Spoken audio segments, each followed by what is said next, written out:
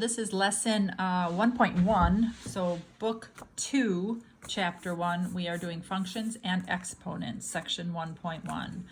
I kind of messed up the video the first time, so we are going to be starting on this page.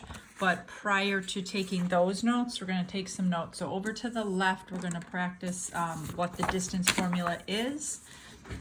What the absolute value is, and then go from there. So the absolute value are those two big lines, and it is defined as the distance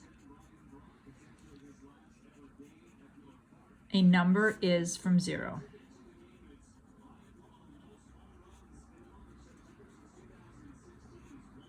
So if we have a number line and here is 0, if I asked you to calculate the absolute value of 3, the result would be 1, 2, 3 units from 0. It is 3. If I ask you to calculate the absolute value of -3, -3 is also 1, 2, 3 units from 0, so it is also 3. The common thing is that the absolute value is always positive. Whatever is inside the absolute value, you need to make it positive. That doesn't mean that your answer is always positive, but the absolute value part of it will always be positive. So let's say we had two different functions, because we are going to be working with absolute value functions, x plus 4, and then the absolute value of x plus 4. So it sounds the same, but as you can see, one of them, the x plus 4 is inside the absolute value completely. The other one, it is only the x is inside the absolute value. So if I asked you to evaluate these expressions at x equaling -2, you do not get the same two answers. First one, if you plug in a -2 in place of x, because -2 plus 4 is inside the absolute value, it's kind of like parentheses. You need to add those two numbers together first, and then you make it positive. So the result is 2. For this one, if you plug in the -2 in place of x, you would take the absolute value of -2, then add 4, and the result is 6. So you do get different answers. All right, then over to our notes. Now that we refreshed our memory, know what absolute value is. The absolute value function is a function that contains an absolute value. Absolute value. The vertex is the point on the graph where the graph changes direction.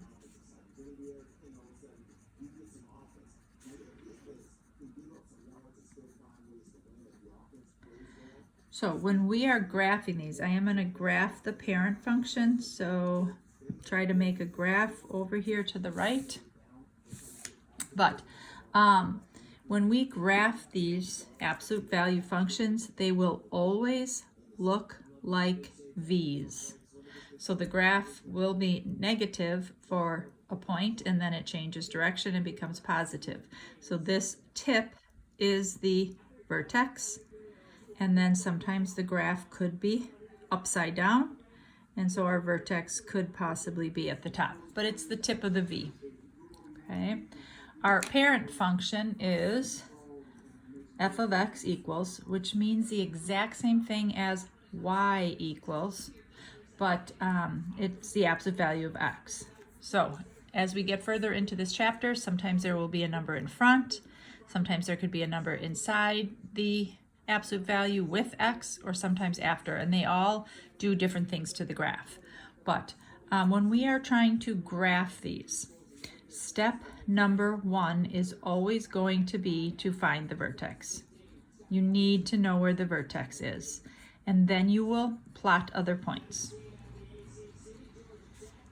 to the left and to the right of the vertex. You do not need to make a t-table, but some people like to do that. But that would be up to you. So if we are going to graph this function right here, we take whatever is inside the absolute value, so in this case it is just x, and you set it equal to 0. This is how you find the vertex. So the vertex occurs when x is 0. And then we will have to evaluate, plug in 0, and determine what the y value is. Well, in this case, our function is just the absolute value of x. So the absolute value of 0 is just 0. So our vertex is at 0, 0. Then we will pick 2 values to the left and 2 values to the right. So +1 and +2. So again, you don't have to make a t-table. This is the only time that I'm going to. I will show you how to do it without, because you probably will find it easier. But when you do plug in these numbers, you have to evaluate what is the absolute value. So you're plugging in -2 in place of x into the function. So the absolute value of -2 is +2. The absolute value of -1 is +1. The absolute value of +1 is 1, and the absolute value of +2 is 2. So these would be the 5 points on my graph. -2, +2 is a point. So is -1, +1. 0, 0, we already plotted. 1, 1, 2, 2. And that is the most normal absolute value function. It's right in the middle. It's a normal 45-degree angle. It's not very skinny of a V. It's not very flat. So that is called our parent function. So we are going to learn, I'm going to be breaking this section into two videos or 2 lessons, but we're going to learn what numbers do when they are inside the absolute value or after the absolute value. One more thing I need to talk about though, sorry, the domain and the range. You are going to have to state the domain and the range for all of these functions. If you recall, the domain is the set of x values. So when you look at this graph, this is the x-axis. The graph goes all the way to the left, all the way to the right. So the domain is all real numbers. Real numbers meaning whole numbers, fractions, decimals, -0.1, 0.2, 0.3, -1, so on. All real numbers, you can abbreviate it ARN. Every single domain for an absolute value function is all real numbers, always. The range though varies, and as you can assume, it is the set of y values. So y values, you're looking up and down.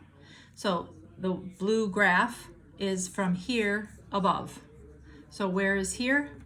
So remember, y values, it's above or equal to this value right here, which is 0 on the y-axis. So, all right, let's graph this one. So again, I'm not going to make a t-table. I am going to first calculate the vertex. In order to calculate the vertex, you take whatever is inside the absolute value. So the 3 does not matter at this point. But whatever is inside there, you set it equal to 0. If you wanted to make a t-table, that's where your vertex would go, right in the middle of your t-table. Then you plug it in. Notice, this function is the absolute value of x and then a +3 at the end. The absolute value of 0 is 0. 0 plus 3 is 3. my vertex is at 0, 3. So then I can plot that point. To make the other points, if you don't want to make a t-table and have to evaluate that, you need to look at the slope. So technically we don't refer to it as the slope, but the number in front of the absolute value, if there isn't one, it's like a 1, and that is just like our slope. So if there isn't a number in front, then what you need to do is plot your vertex up 1 over 1, up 1 over 1. But remember, these graphs are supposed to look like a V, and so you have to also mirror that on the other side, up 1 to the left 1. So you have to go both directions, to the left of the vertex and to the right. The domain of this graph, all real numbers. The range is y values, and the y values start here and above. So where is here? It's greater than or equal to 3. Okay. All right, next one. This time there's a number inside the absolute value with the x. Same start, find the vertex, and you find the vertex by taking whatever is inside the absolute value. So x minus 2 this time, you set that equal to 0. And then you have to solve for x. Add 2 to both sides. The vertex is at 2. So 2 is my vertex. I'm going to plug that in. I don't need to pick 2 values to the left and 2 values to the right. But vertex, if I plug in 2 in place of x, it's the absolute value of 2 minus 2. 2 minus 2 is 0, and the absolute value of 0 is 0. The vertex is at 2, 0. What's the number in front of the absolute value? Again, it is a 1. So up 1 over 1 to the right, up 1 over 1 also to the left, so you get your symmetric V.